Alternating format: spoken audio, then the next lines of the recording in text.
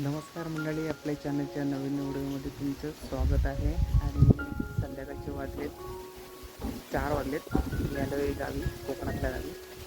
तर आजच्या थंबनेलवरून तुम्हाला समजलं असेल की मी आज आमच्या गावचा परसावन दाखवणार आहे.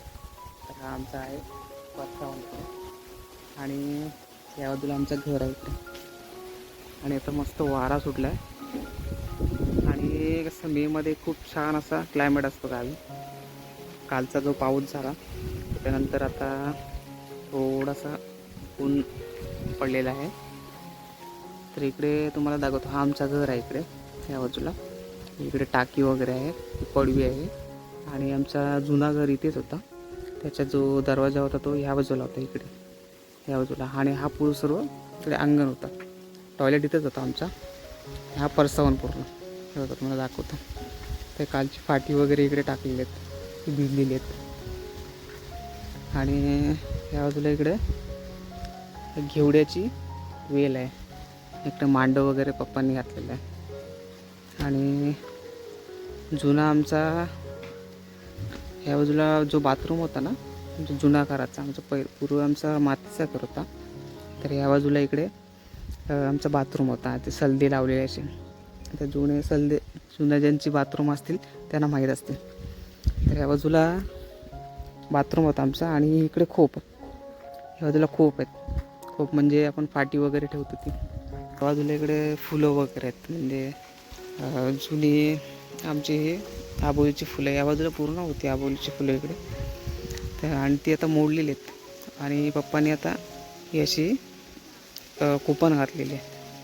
हा इथं मोगऱ्याचा झाड आहे एक, हा आहे सागाचा, आणि पुढे आहेत आंब्याचा.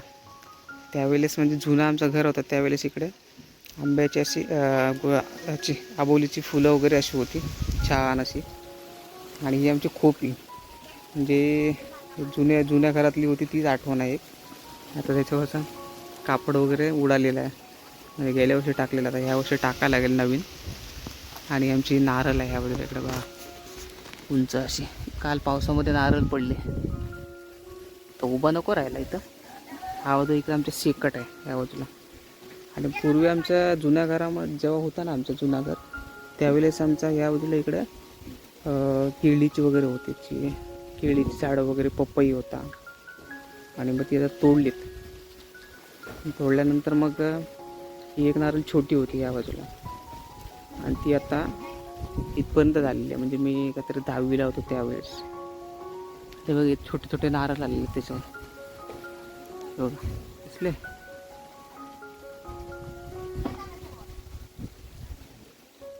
छान असं क्लायमेट सुटलं आहे इकडे. कपडे सुकट टाकायला इकडे रस्सी वगैरे बांधलेली आहे पप्पाने. आणि आत्ता या बाजूला एवढी स्पेस आहे आमच्याकडे परसावनात.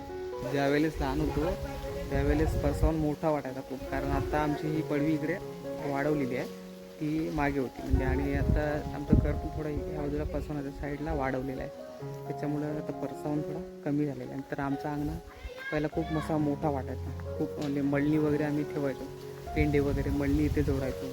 एक मळणी राहायची आमची ह्या बाजूला राहायची. आणि त्यावेळेस म्हणजे खूप मजा यायची परसावनात. प्लस पेरू पण होते एक आमचा छोटासा, इथे आंब्याचा झाड होता, एक घेवड्याची, म्हणजे आंबा होता त्याच्यावरच घेवड्याची वेळ अशी होती सगळी. त्याच्यावर मी लहानपणी घेवड्याचे शेंगा काढायचो, जवळजवळ आठवड्याने 1-2 किलो असे काढायचो. ती एक आठवण होती.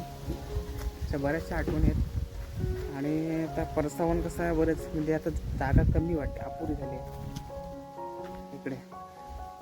कसं भरपूर या बाजूला बघा, इकडे पप्पा मिरच्या वगैरे लावतात इकडे.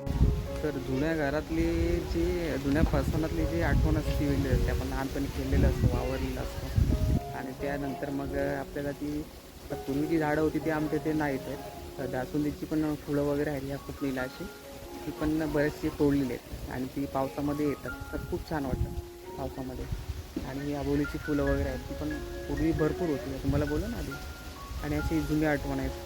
तर बघूया आता, कारण घराचा ज्यावेळेस मी ब्लॉग बनवणार आहे त्याच्यामध्ये तुम्हाला मी दाखवणार आहे घराचा, आमचा जुना घर कसा होता ते सर्व तुम्हाला दाखवणार. तर आजचा पुढचा हा व्हिडिओ आहे.